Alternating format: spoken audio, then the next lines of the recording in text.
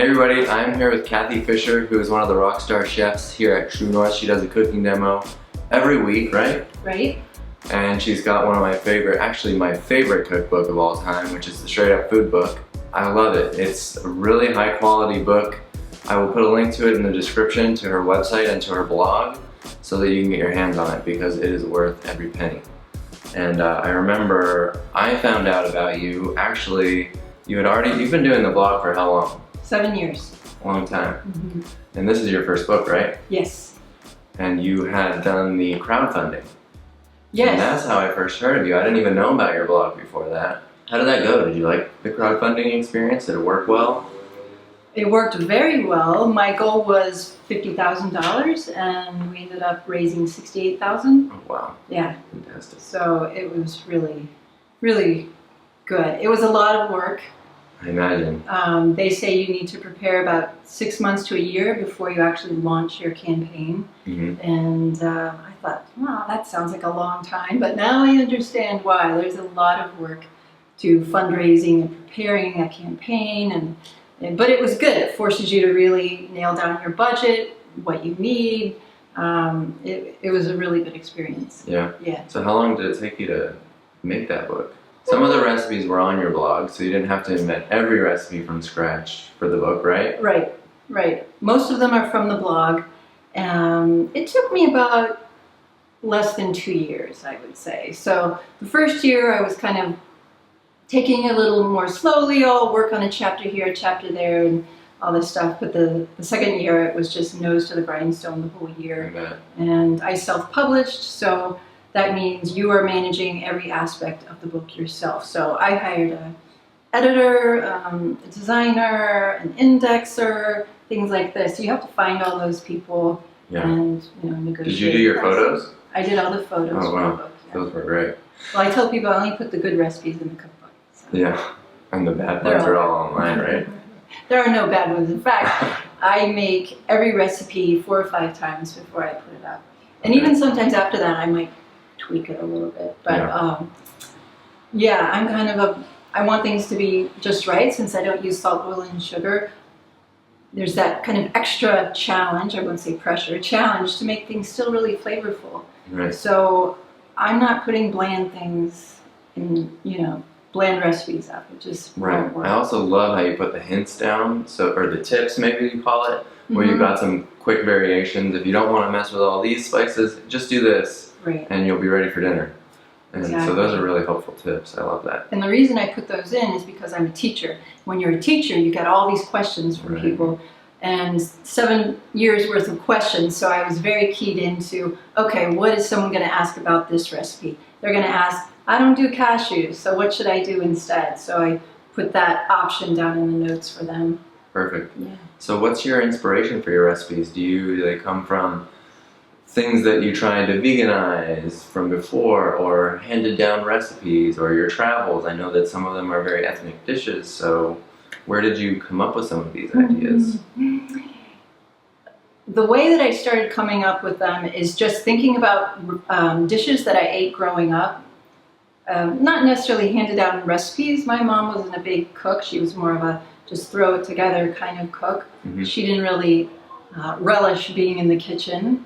And so it wasn't so much family recipes, it was just like what I grew up eating: potato salad, minestrone soup, kind of all American type recipes, and then I would just give them a makeover.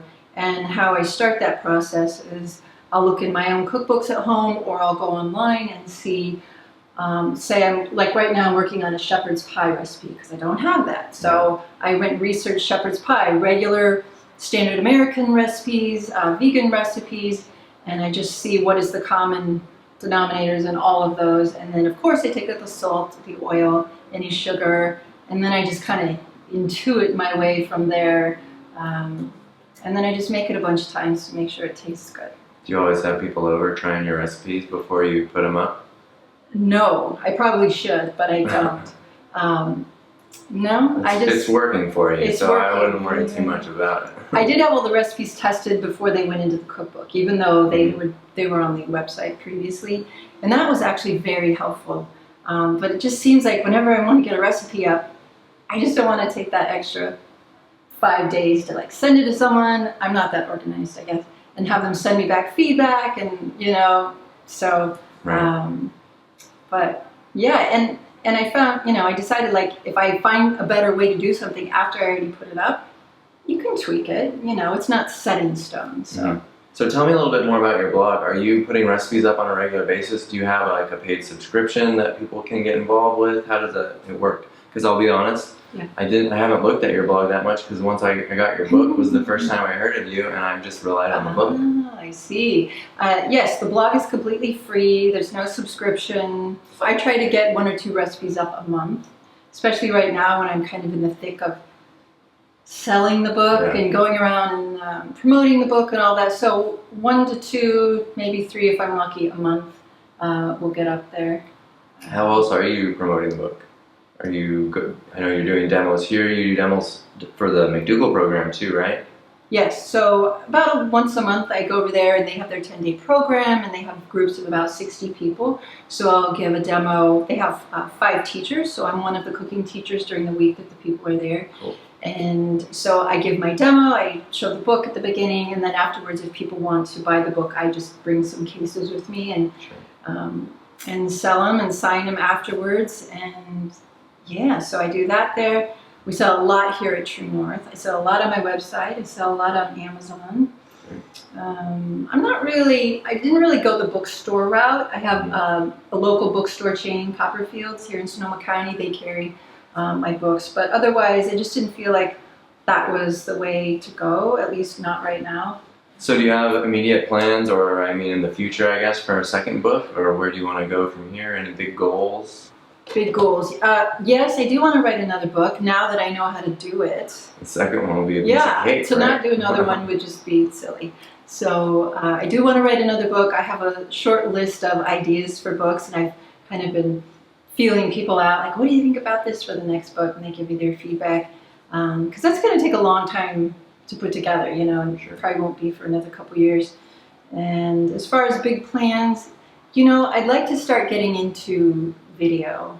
Oh, great. Just because I know it's the way things are going, and I don't know if it would be a YouTube channel or maybe videos on my website that people could subscribe to. Sure. How to cook without oil would be like one class, or desserts or baking this way, or whatever it is.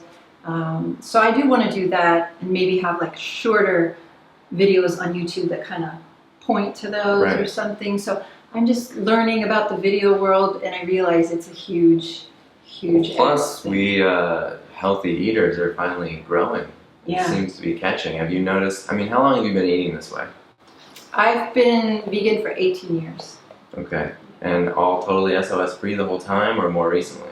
No, I was always oil-free since when I started. Oh, wow. And then, because I first followed Dr. McDougall, and he's oil-free. Right. And then I came here 7 years ago, and I took out the salt, I was never a salt person really to begin with. Sugar, I love. Salt was hard for me. Yeah, it's usually salt or sugar. Sugar is my thing that I still kind of battle with, but I don't have any sugar or salt or oil in my house. They say if you don't want it in your mouth, don't put it in your house. Yep. So I'm still figuring things out, even this long. I went to a Chef AJ weekend this last weekend in Las Vegas, Ultimate Weight Loss, and sold some books and learned a ton. So you're always learning, and I think that's really important, to keep learning, keep reading, keep watching the videos, going to the events, and it's just makes you want to keep doing really well. Yeah, I think some of these doctors, I've watched their videos on YouTube like 3-4 times, and you pick up something every time. Yeah. It's incredible. Absolutely. So what would you say to someone who wants to learn how to cook, learn how to be a chef? What's the best way to do it? Do you go to school for it, or do you just practice? I didn't go to school for it. I didn't even know I really was good at cooking. When I was younger, I used to make cookies and stuff like kids do.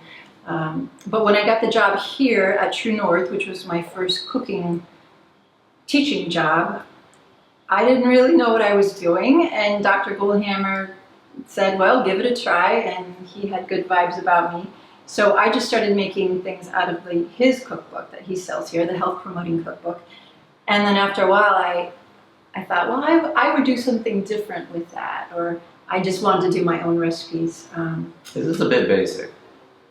Pardon me? The health promoting cookbook. It's very basic. It's kind No of, offense, Dr. Goldhammer. no, We love your book. yeah. It's a really good starter book, especially if you don't enjoy cooking that much at all. But but my recipes are also very easy. No one's ever said that they're difficult. Right. But as far as learning how to cook, I would just start cooking from your favorite cookbooks. And I don't think you have to go to school, especially if you want to get a job teaching cooking. You don't have to go to school. You don't have to go to culinary school, in my opinion. There's probably a lot of great stuff I would learn that I don't know, but if you have kind of the drive on your own to just research, I spend a lot of time on Googling things, Googling recipes. I keep all the copies of my recipe notes, I mean, a lot of brain work goes into it before you even get into the kitchen. And a lot of the techniques are, you could just YouTube them, how to chop this certain vegetable that I haven't done before. Yeah. And in a few days you can be a pro at just that one thing or whatever. It's just like anything, you just have to practice it. Yeah. And luckily nowadays, like I tell my classes, every question has been asked, so just Google it, and it'll either come up on YouTube or somewhere on Google. And I usually don't just go with the first one I find, but I look at 3 or 4 different things. And cooking's the kind of thing you just have to kind of jump on the bike and start going. Yeah. And you'll get better the more you do it, and you'll develop your own intuition about how things should be. I used to get a little, I don't know if offended is the word, but in the beginning people used to leave comments on my blog like, oh, I made this kitchery, but I left out this and I added this and I didn't have this on hand, so da da da da. And it was so great, thank you so much. And then it hit me that they don't have to follow the recipe exactly. They could do whatever they want as long as they're using healthful ingredients that they like and tweaking it the way they want. Mm-hmm. That's great, because then they'll keep eating it. So perfect. You don't have to do it my way. I'm just one person. This is my idea of what potato salad tastes like. This is the way I like it. But some people might like things really hot and spicy, right, which I don't. So I always tell them, go ahead and add some cayenne pepper or red pepper flakes or whatever you like. So don't miss out on Cathy's book. Again, I'm putting the link in the description, and we'll see you on the next video. Thanks a lot, Cathy. I appreciate it. Thank you.